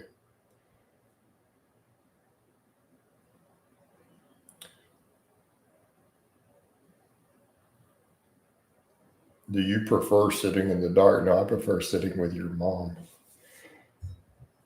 This isn't dark. I have a screen. Like, it's not dark for me, so it's kind of funny. Yeah, not all long game, but specifically, we're used to a very low bacteria count due to our slaughter methods, right? And food that we get at the grocery store. So let's setting aside bad hunting practices and gut shots and that sort of contamination in the meat with the field dressing, right?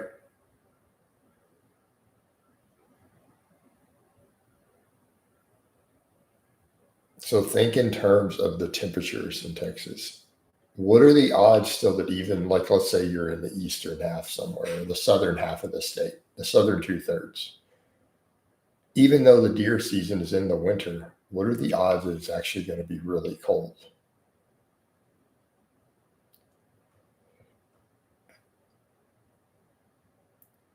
How often do you take venison here when it's what most people would consider sweltering? Like let's take the Brits, right? They were talking about 80 degrees Fahrenheit is hot for them, right?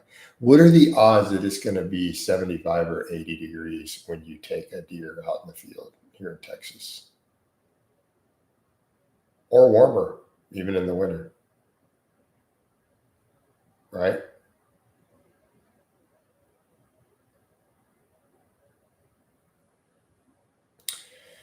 See where we're going with this? So this you've taken the deer in fairly hot temperature. What are the odds that you have an ice chest to get it on ice immediately, always handy right there in the deer stand?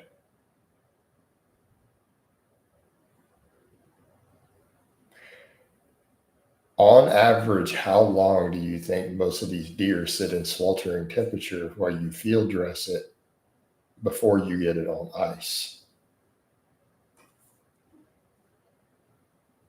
The reason venison from Texas does not taste very good. It's got too much bacteria from not getting put on ice quick enough due to the temperatures here. Like, so when you're out hunting it, particularly if you had to go find it, especially if before you even found the deer, it sat out there for 15, 20 minutes while you tracked it down. And then quartering it, cleaning it. So it sometimes hours, right? You know, but even then, how often? So what do you? So if you start thinking, it's generally a pretty good chunk of the venison here. I'd say the majority has been hunted and killed, and it could be 3 or 4 hours on average before that meat gets put in an ice chest on ice to cool.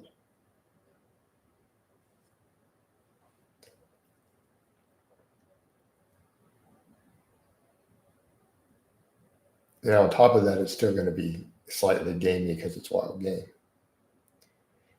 Even more so if it's a buck, right? Obviously, doe tastes better. but there's no meat on them. So think of whitetails on the eastern half of Texas. The does, like, what are you getting out of this? I mean, you can pick it up. You can do barbell curls with it. Not that much meat.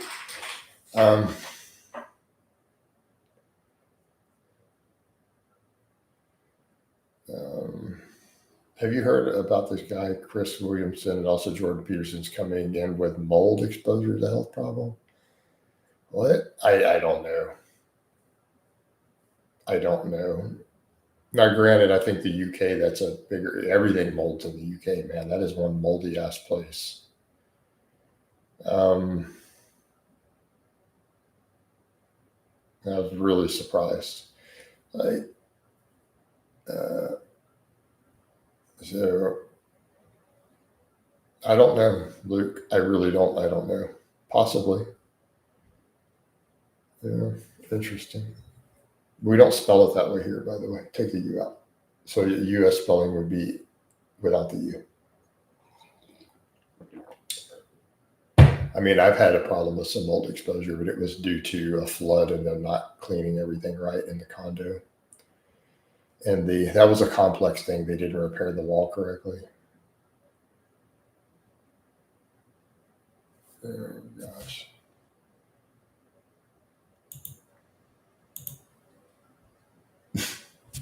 I'm not even going to compile it. We're just going to move on with that one. I just can't.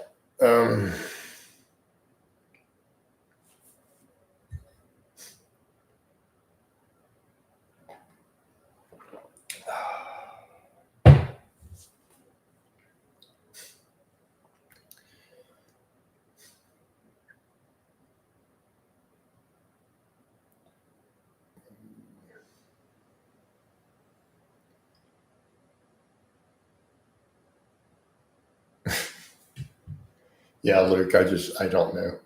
I have never researched this. No.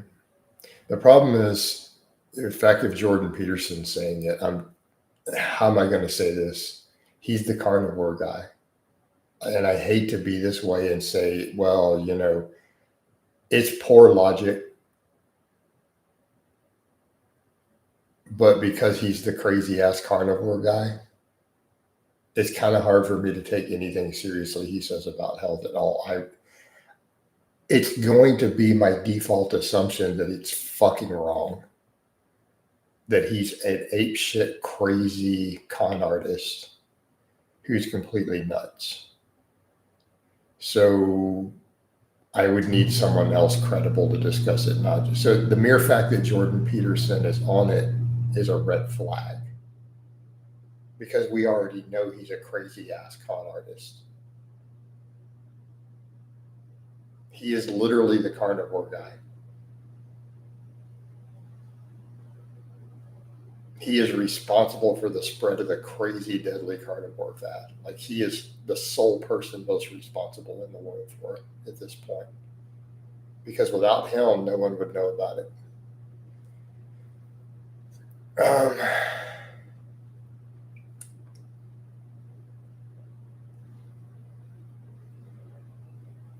So therefore, without further information, my default assumption is going to be that just because he's endorsing it would automatically make it questionable, given his track record on health-related things. So for hunting whitetail, would you take a deer stand? Hey, Max.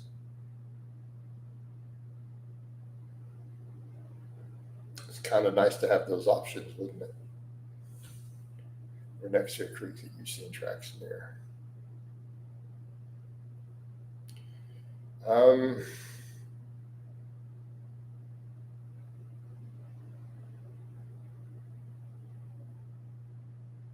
Good luck with that crop field.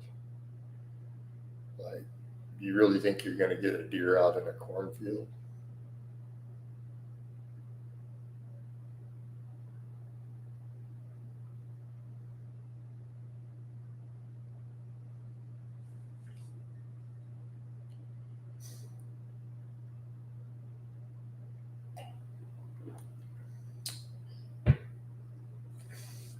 Yeah, but man, in the cornfield,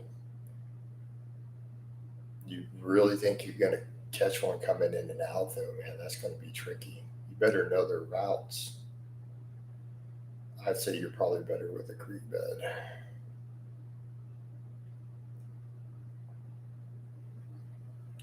We didn't have my family one. We didn't have the deer leash near the field at all. Like it was a couple miles away. On a different set of property. It was over on the ranch with the cattle in the brushback area, and everyone got deer just fine.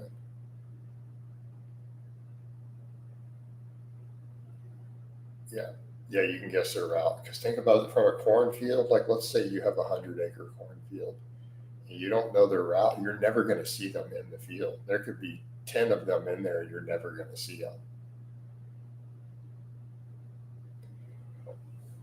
So good luck with that. So you're gonna have to go in there on foot looking for them, and you're gonna scare them, and they're gonna run. You're not gonna get them in the cornfield. Not a whitetail. The creek bed's a better option. Peppermint says, Coach, guys don't realize how in shape you have to do to be what you did with the farmer's carries. So we did several rounds. We did box jumps first. Yeah. I don't know. To me, it's just normal, I suppose. Right?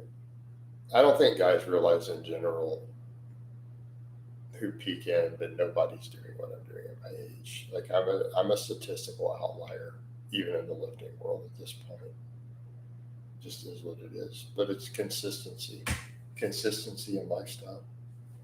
I try to do some GBP by carrying grocery bags to and from shops. It ain't easy, right? So someone asked me what the weight is. I had to go look up those handles. Those handles are 7 pounds each. So it wasn't crazy heavy. I had about 90 pounds per hand for those. But I haven't done any loaded carries in years. But I feel like it's good to work it back in. I think loaded carries bring quite a bit to the table. It's good GPP.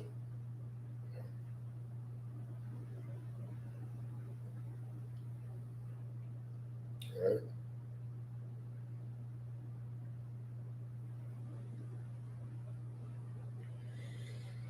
Yeah. Good evening, Coach. What's up, Limitless? Sun is starting to come up. The sun is coming up. It's been super slow on the Facebook. I wonder what's up with that. Make another little group post.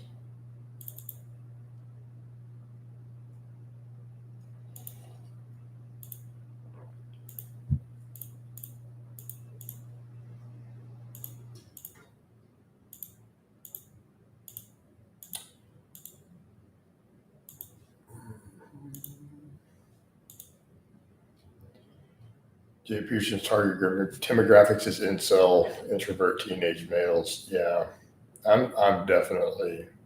No, I don't think he promotes lifting at all.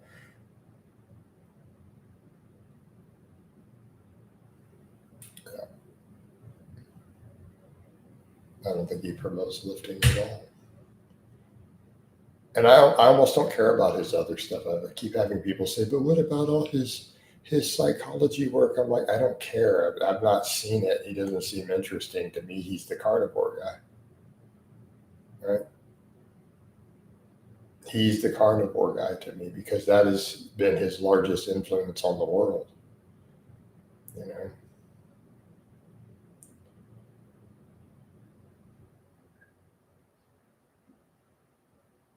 right?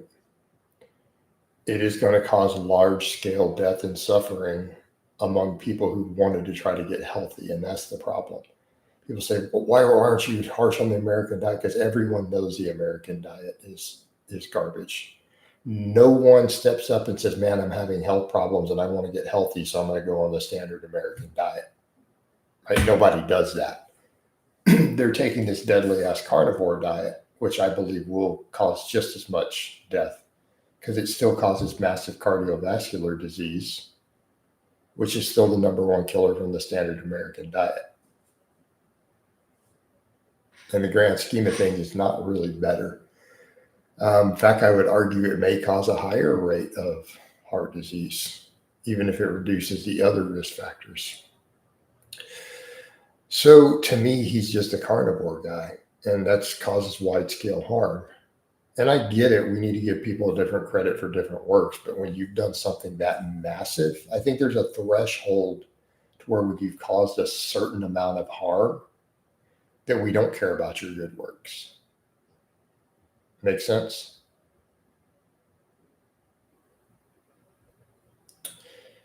And that's the problem. It's like today, and I don't mean to use this extreme. This is hyperbole. Let me be clear. This is hyperbole.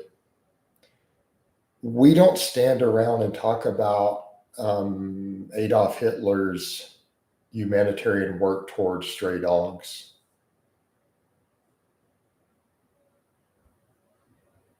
We don't care. We don't stand around and talk about Hitler's animal rights work, do we?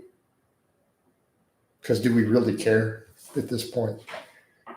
It's like, well, you kind of started a world war and you almost genocided a whole group of people. That this doesn't really balance out, right? This doesn't really balance out in the grand scheme of things.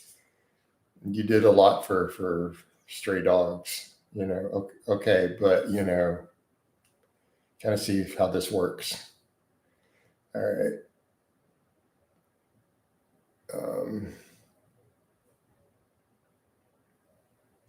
All right, fair enough. Max Coach. So this is kind of how this works. And I normally wouldn't be that way. Normally, I'm willing to step back and give credit where credit is due, but I don't see that he's done any good. It's like I almost saw before the carnivore thing, he was just a guy, as Lars said, kind of catering to incel boys. And it's like, and then the crazy carnivore stuff. It's like, all right,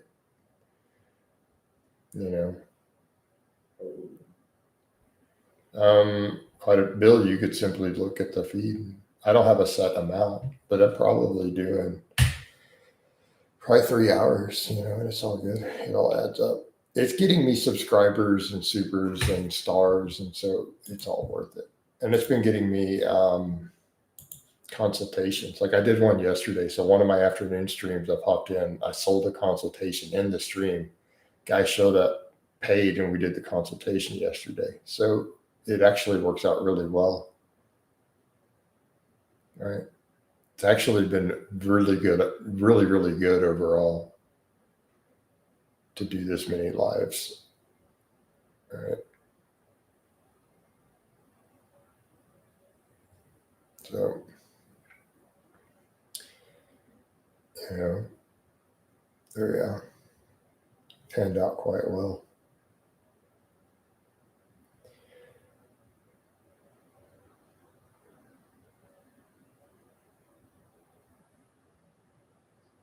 This one's almost 2 hours, getting well into the morning.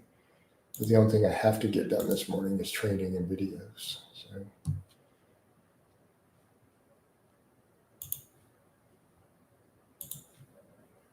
a few client sheets.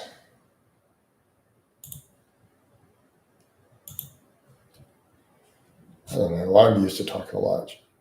Hit a 3 hour live. I don't know. If I did, it would be an afternoon one. There would be like these morning ones, like for example, there's 15 people, 14 people in here. And I've had no super chats. Like honestly, this is way less quality per hour. Whereas in, let's say you take the one from the afternoon yesterday, $11 in super chats, a lot more views, and it picked up like 10 subscribers. See the difference?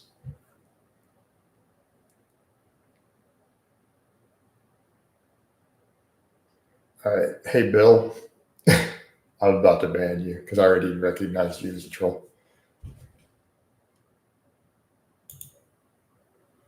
Kapow! I've banned this guy many times, so I'm not even going to vote. Like when I see the same pattern as someone I know I've banned 50 times, let's get the fuck out of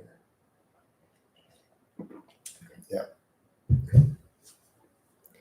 So get out of here. All right.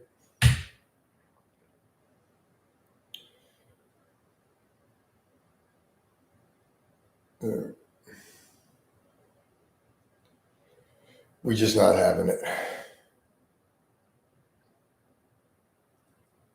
I think it's funny that regular people who don't know the pattern, they think that someone wrote a compliment, and he totally intended it as an insult. And it's just, I've banned the same guy many times. Those early ones are mostly Europeans, yeah, which tends to be less in general. A few of the Brits do though. But yeah, I would say 90% of my super chat total are in dollars. So. All right.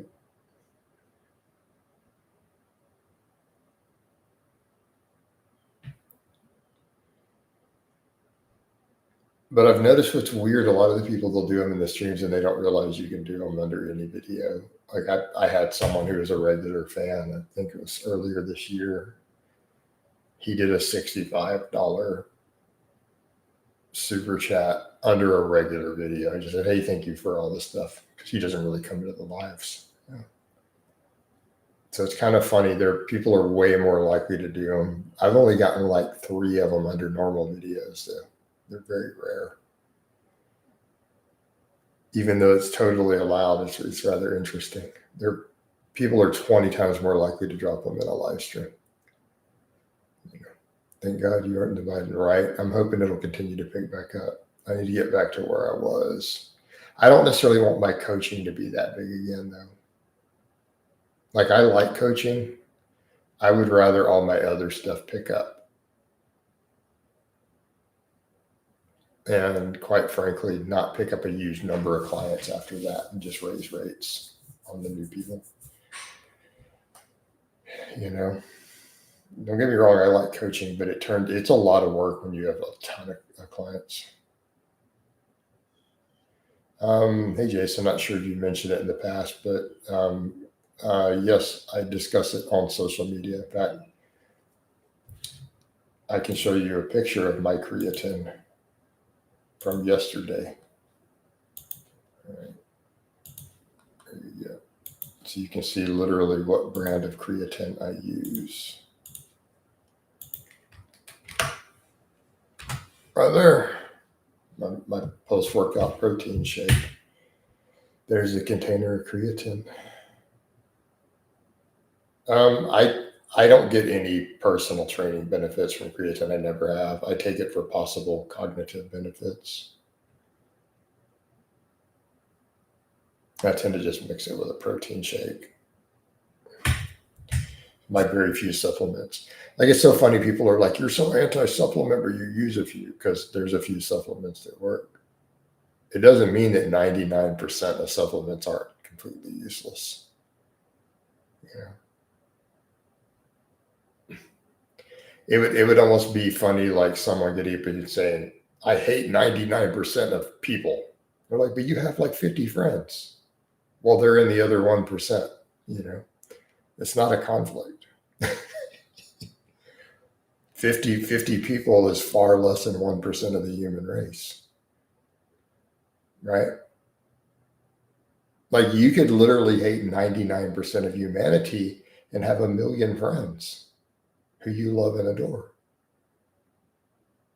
Right? There's no conflict in the stats here. I think people forget that. I'm like, 99% of supplements are a complete scam. It doesn't mean I don't use any. You know? In fact, 1% of the supplements that were out there, if I were to have a container of each, would fill my entire house. So, right? We need that context for that statement. Also mixed with protein and experimenting. I don't think there's a benefit to that. I don't know about the 10 grams. It just seems, I'd like to see some actual data, because that's going to cause potential GI tract distress and other stuff for some people. Glad you had a good workout, right? It's coming along.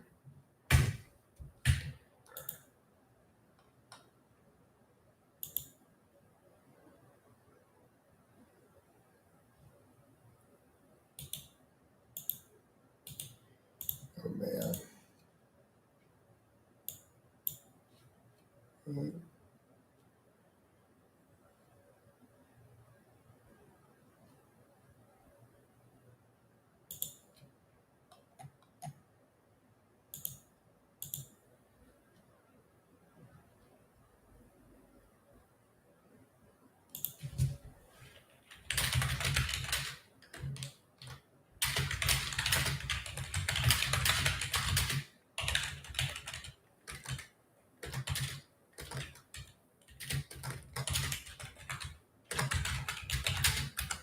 Man.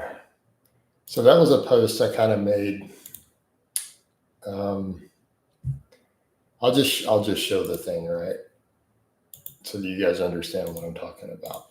So this shows kind of something that I feel that this meme is a great example of what those of us who deal with who put out information of the people who have no idea what they're talking about will come and argue or make statements and act like they're sure of it. So it's that meme of, hey, spot what's wrong. And it's a guy standing next to an old, probably 60s or 70s Volkswagen Beetle with the front boot open and steam coming out of where a radiator would be in most cars, right? Not out of an engine, but where a radiator would be. And it's what's wrong with this. 99% of people point out the engine's in the rear, which is such a completely false answer. All right. But they're convinced that that's what's wrong. But it's actually a profoundly ignorant statement. And people will say, okay, all right, you're right, they're cooled, but the engine in the rear is irrelevant. If you have a vehicle that never has water as any part of its system, it doesn't matter where you decide to put the engine, there's still no water in the vehicle. On top of that, if you ran a radiator in a rear-mounted engine that wasn't air-cooled, you still need some sort of cooling in the front because that's where the air is going to come through a radiator. You're going to have to find a way to run tubes or whatever to the back. Do you see where we're going? So it's still, the engine placement is largely irrelevant. It's the fact that it's a completely air-cooled system and there's no water in the vehicle. And even if the engine was in the front, that steam still wouldn't be coming from the engine. It's coming from a radiator location in a vehicle that has no radiator. And it's because people associate radiators with engines without realizing not all cars and engines historically had water cooling at all. Like, that is not the original method by which internal combustion engines were always even done. Okay, let's get rid of this clown. Kapow! All right, you're out of here, Melissa. All right, another troll. Just done. Max says, posting up at the gym geeks at 11 a.m. slamming the weights in honor of the dear coach. What? Why are you slamming weights? Do you see me slam weights, Max? You've seen me set a state record and set it down on the floor very gently at a powerlifting meet.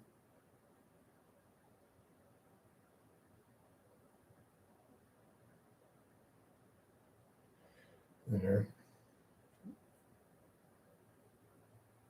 Okay, fair enough. Fair enough. It's not a figure of speech I'm familiar with, so I assume slamming weights means you're abusing the equipment.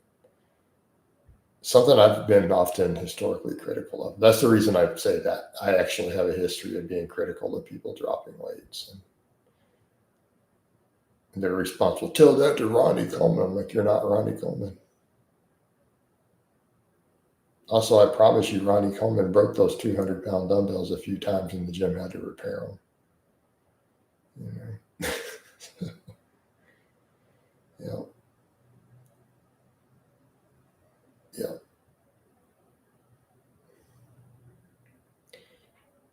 You know.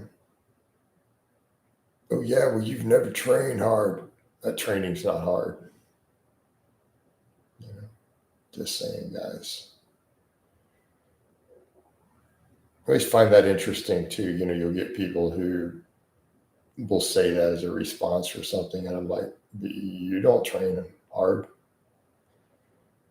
Like I'm watching what you're doing. Nothing you're doing is difficult. I've had people who do that with me, and then I'll go look at what they do. And I'm like, I don't know. You guys have seen me do a 500-pound deadlift for 11 reps before. You know, like, so if someone says that I don't train hard compared to them, then I need to see you surpass that.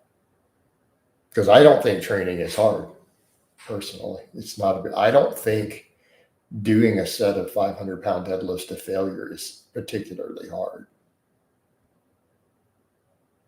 Lifting weights is a leisure activity that we're privileged to get to do.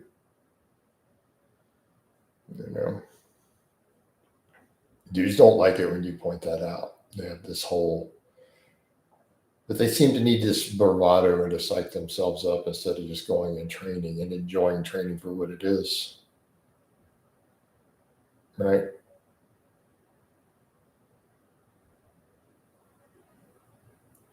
To me, training is just part of life. And I take enjoyment from it. So, you know, I get out and run barefoot. I'm going to do 500-pound work set, right? Hey, Keith, I really, honestly, man, I try to be nice about the Big Lenny thing, but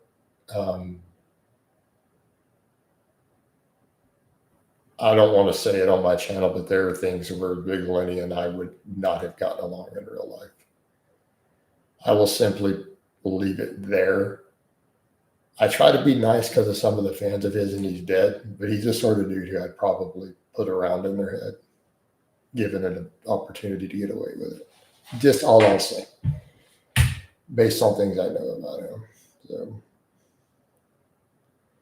just an FYI. Yeah. You know, I will give the cliff notes. As far as I'm aware, Big Lenny was guilty of something that I get falsely accused of. Because I can do rest in peace, Keith. But I'm not really a fan of the person. And I've talked to people who did know him and met him and some other stuff. Potentially, yeah, Keith. So that's kind of a problem. You just woke up. It's 3 p.m. in my country. Right?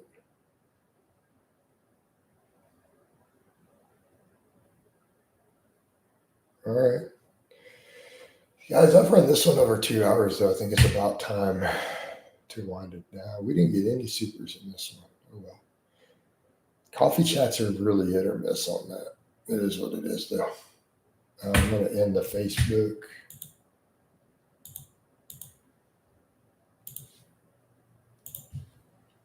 Get in my mode to train.